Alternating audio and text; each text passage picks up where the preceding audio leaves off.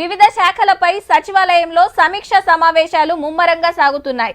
ఆయా శాఖల అధికారులతోటి ముఖ్యమంత్రి రేవంత్ రెడ్డి సంబంధిత మంత్రులు గంటల తరబడి రివ్యూలు చేస్తున్నారు.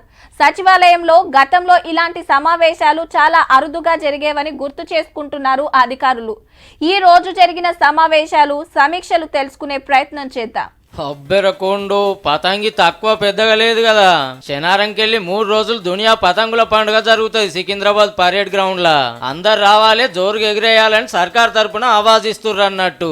ఇక వీళ్ళు అమెజాన్ కంపెనీ వాళ్ళు సీఎం సార్ ను మంత్రులను కలిసిండ్రు. తెలంగాణలో ఇంకిన్ని పెట్టుబడులు జాబుల మీద మాట్లాడుకున్నారు. గవర్నమెంట్ తరపున ఏ సాయమైనా చేస్తామని మాటిచ్చిర్రట.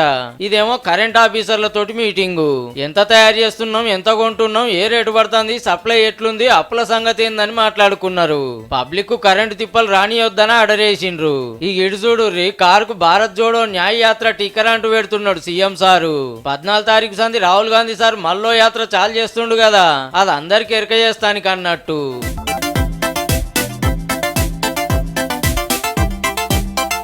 ఇక చెప్పుకోవాల్సింది ఆర్టీసీల కారుణ్య నియామకాల గురించి.